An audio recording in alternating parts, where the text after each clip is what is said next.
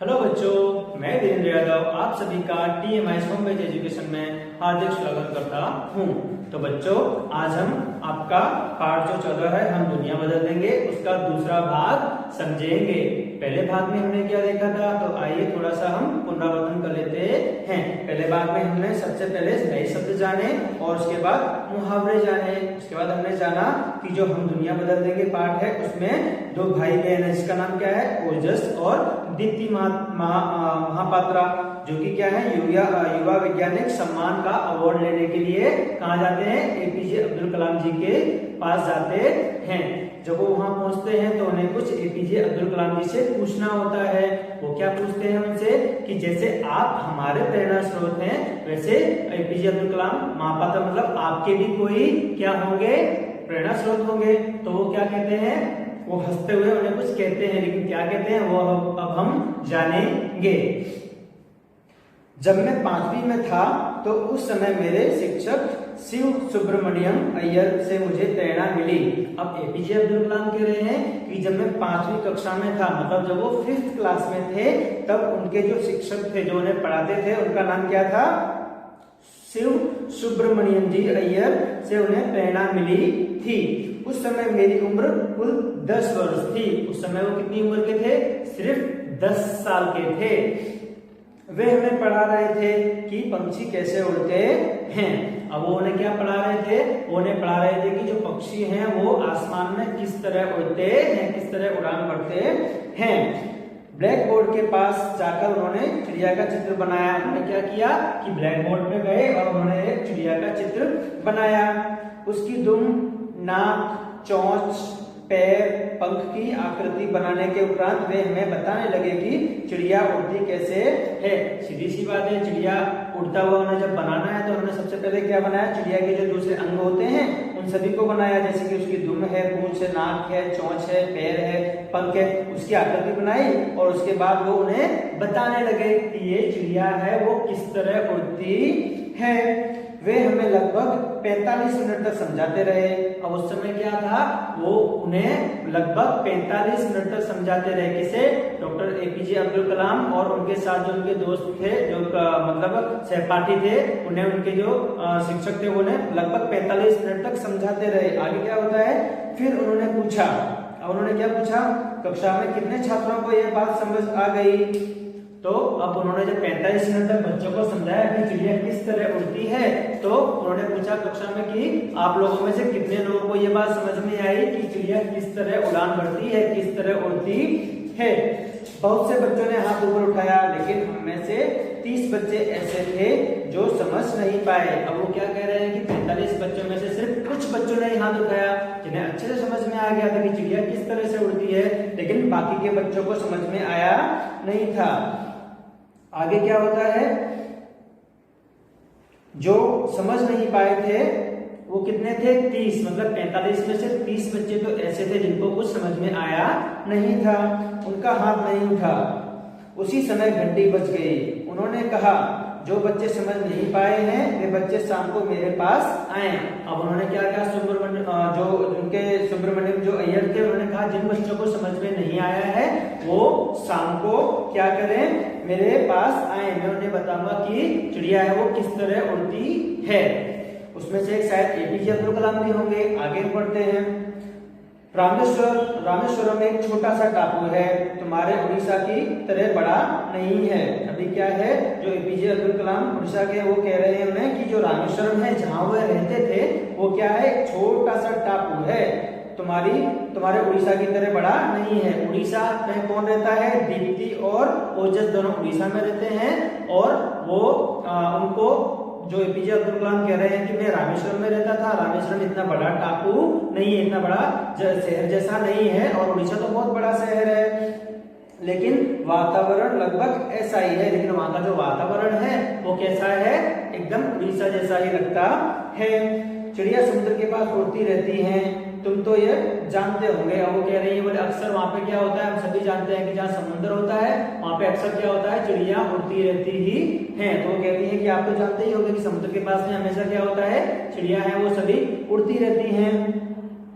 जी, और हमारा घर भी समुद्र के पास है। ओजस ने उत्तर दिया। जैसे ही क्या बोलते हैं एपीजे अब्दुल कलाम ने कहा कि मैं रामेश्वरम में रहता हूँ और वह एक छोटा सा टापू है और वो एक उड़ीसा की तरह ज्यादा बड़ा नहीं है, लेकिन जो जहाँ पे हमको बुलाया गया था वो क्या था, एक समुद्री किनारा था। यहाँ पे क्या है, हमेशा जो चिड़िया है पक्षी है वो उड़ते रहते हैं। तो इतने में ओजस कहता है, बोले हाँ हाँ जी, हमारा घर भी वो क्या है, समुद्र के ही पास है। इस तरीके से ओजस उनको उत्तर देता है। वहां भी तो चिड़िया होती होंगी, महामहिम ने पूछा। महामहिम जो है एपीजे अब्दुल कलाम वो पूछते हैं, बोले वहां भी तो चिड़िया होती होंगी ना, वहां भी चिड़िया होंगी जी, हम हर वक्त उन्हें देखते रहते हैं। दीप्ति ने बताया। इतने में दीप्ति जो ओजस की बहन है वो कहती है, बोले हाँ जी महामहिम, वहां पे भी चिड़िया वगैरह आती उड़ती रहती हैं। तो शिक्षक ने एक चिड़िया की ओर इशारा कर हमें दिखाते हुए कहा। अब क्या हो रहा है, जो एपीजे अब्दुल कलाम है उनके जो शिक्षक हैं सुब्रमण्यम अय्यर, वो क्या करते हैं, उन्हें एक चिड़िया दिखाते हैं और इशारे में कुछ बताने का कोशिश कर रहे हैं। क्या कहते हैं, देखो पंखों पर ध्यान दो। आप देखो ये चिड़िया किस तरह उड़ रही है, उसके पंखों पर ध्यान दो। पंख फड़फड़ा रहे हैं, अब दो मुट्ठी पंख हिले और दिशा बदल गई। सबसे पहले देखो वो क्या कर रही है, अपने पंखों को फड़फड़ा रही है। उसके बाद उसकी जो दुम है वो उसको उठाती है और उसके बाद पंख हिले और दिशा बदल गई। सबसे पहले उसने क्या किया, पंख फड़फड़ाए, फिर उसकी दुम थोड़ी सी हिली, उसके बाद पंख हिले और वो तुरंत उड़ती हुई निकल गई। आगे क्या होता है, पेज नंबर 90 पे चलते हैं। अच्छा ये बताओ चिड़िया कैसे उड़ती है। कार और हवाई जहाज में तो इंजन लगे होते हैं, चिड़िया में ऐसा क्या होता है, इसमें जीवन होता है, मैंने कहा था। अभी क्या हो रहा है, अब उनके जो टीचर हैं जो सुब्रमण्यम जो उन्हें पूछते हैं, अच्छा बताओ चिड़िया कैसे उड़ती है। कार और हवाई जहाज में तो इंजन होते हैं, जैसे कि हम देखते हैं कार है, हवाई जहाज है, उसमें तो क्या इंजन होते हैं। इसलिए क्या होता है, वो जो कार है वो रोड में दौड़ती है और जो हवाई जहाज है वो हवा में उड़ता है, क्योंकि उसमें इंजन होता है। लेकिन चिड़िया में ऐसा क्या होता है जिससे वो इतनी अच्छे से हवा में उड़ सकती है, इसमें जीवन होता है, मैंने कहा था। तो उस समय जब पूछा गया तो एपीजे अब्दुल कलाम ने क्या उत्तर दिया कि चिड़िया में क्या होता है, जीवन होता है, जीव होता है, आत्मा होती है, इसलिए वो उड़ पाती है। इस तरीके से एपीजे अब्दुल कलाम ने उनके जो शिक्षक थे उनको उत्तर दिया। आगे क्या होता है, हाँ शाबाश, यह जीवन ही है जो हमारे मस्तिष्क को जीवन बनाए रखता है। बोले हाँ हाँ शाबाश, बहुत अच्छे बेटा, यह जीवन ही तो है जो क्या करता है, हमारे मस्तिष्क को हमेशा जीवित रखता है, जिंदा रखता है। उन्होंने कहा था, मेरे शिक्षक इस तरह इन पक्षियों को दिखाकर हम सबको समझाते, किंतु जो महत्वपूर्ण है वह यह है कि उस दिन से मुझे न जाने क्या हुआ। अब वो कह रहे हैं कि जब उन्होंने यह उत्तर दिया तो उनके शिक्षक उनसे बहुत ही प्रभावित हो गए और उनसे कहते हैं कि आपकी बात बिल्कुल सही है, तुम जो कह रहे हो वो 100% एकदम सही बात है।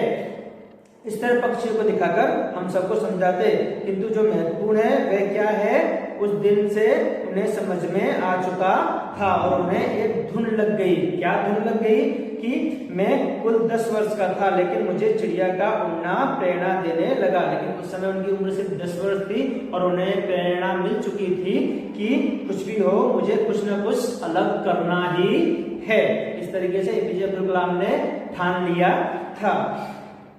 मैं कुछ कर गुजरना चाहता था, मतलब मैं कुछ अलग करना चाहता था। एपीजे अब्दुल कलाम कहते हैं कि मैं कुछ अलग करना चाहता था, कुछ हटके करना चाहता था। नन्ही चिड़िया इतनी ऊंचाई तक जा सकती है तो मनुष्य क्यों नहीं। अब वो कह रहे हैं जब एक छोटी सी चिड़िया, नन्ही सी चिड़िया इतनी ऊंचाई तक उड़ के जा सकती है तो मैं क्यों नहीं जा सकता, हम मनुष्य क्यों नहीं जा सकते, तो मनुष्य क्यों नहीं। मेरे शिक्षक इतने अच्छे थे कि उन्होंने मुझे स्वप्न में उड़ने का मनोबल दिया। वो कह रहे हैं कि मेरे शिक्षक थे वो इतने अच्छे थे कि उन्होंने मुझे स्वप्न में भी उड़ने का क्या दिया, भरोसा दिया कि आप जरूर कुछ ना कुछ कर सकते हो।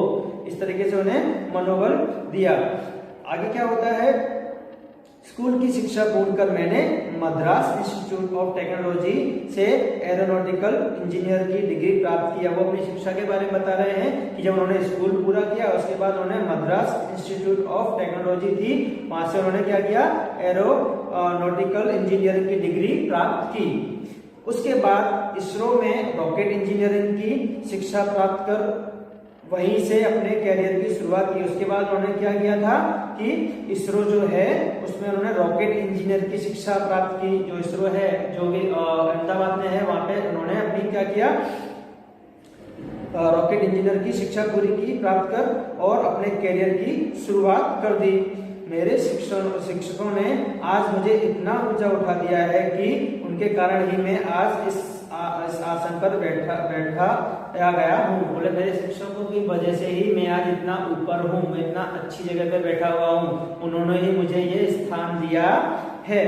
हमारे जीवन में हमें शिखर पर लाने वाले 3 व्यक्ति अहम भूमिका निभाते हैं। अब वो कह रहे हैं कि हमारे जीवन में आगे बढ़ने के लिए हमें 3 ही व्यक्ति हैं जो हमें हमेशा क्या करते हैं, सपोर्ट करते हैं और आगे बढ़ने के लिए प्रेरित करते हैं। वह कौन कौन है तो बताते हैं, हमारे माता पिता और शिक्षक। वो कौन है, वो हमारे माता पिता हैं और हमारे शिक्षक हैं जो हमें हमेशा आगे बढ़ने के लिए क्या प्रेरित करते रहते हैं। वे ही सर्वोत्तम विचार और चरित्र को बीजारोपण कर सकते हैं। वही है जो हमें अच्छे अच्छे विचार और अच्छी अच्छी जो टेक्निकल जो बातें हैं वो बता के हमें आगे आगे बढ़ने को प्रेरित करते रहते हैं। इतना कहकर उन्होंने अपने विशेष कार्य अधिकारी राकेश शर्मा की ओर देखा। जब उनकी बात पूरी हो गई उसके बाद जो उनके विशेष अधिकारी थे उनको और उन्होंने देखा और उन्हें इशारा किया। महामहिम का संकेत पाते ही वह कागज और कलम लेकर आ गया। जैसे ही महामहिम जेपीजे अब्दुल कलाम थे उन्होंने क्या किया, राकेश शर्मा को इशारा किया, उसी समय तुरंत वो क्या करते हैं, उनके पास कागज और कलम लेके पहुंच जाते हैं। उसके बाद महामहिम ने कागज और कलम ओजस की ओर बढ़ाते हुए कहा, तुम प्रेरणा संदेश चाहते थे ना। अब क्या कर रहे हैं जो महामहिम जी हैं एपीजे अब्दुल कलाम, वो उनकी तरफ कागज और कलम बढ़ाते हैं और कहते हैं कि तुम प्रेरणा संदेश चाहते थे ना, मतलब तुम्हें प्रेरणा चाहिए थी, संदेश चाहिए था अच्छा जिससे तुम आगे बढ़ सको। तो वो कहते हैं जी हाँ। ओजस ने प्रसन्न होते हुए कहा, ओजस खुश होता है और उनसे कहता है, बोले हाँ महामहिम मुझे आपकी जो प्रेरणा संदेश है वो चाहिए। तो वो क्या लिखते हैं, विद्या देती नई कल्पना, कल्पना लाती नए विचार, नए विचारों से मिले ज्ञान, ज्ञान बनाए आपको महान। अब उन्होंने क्या लिख के दिया है कि विद्या देती नई कल्पना, जो विद्या है वो हमें नई कल्पना देती है, आगे बढ़ने के लिए हमेशा प्रेरित करती है, नए विचार देती है, नया ज्ञान देती है। कल्पना लाती नए विचार, जो हमारी कल्पना सोचने की शक्ति है वो हमेशा क्या करती है, हमारे विचारों को खोलती है और आगे बढ़ने के लिए प्रेरित करती है। नए विचारों से मिले ज्ञान, जब हम नए विचार रखेंगे तो हमें और ज्यादा ज्ञान मिलेगा और ज्ञान बढ़ता जाएगा। ज्ञान बनाए आपको महान, और वही ज्ञान जो है वो आपको क्या करेगा, महान बनाएगा, आगे बढ़ाएगा। और लास्ट में अपनी साइन कर देते हैं अब्दुल कलाम।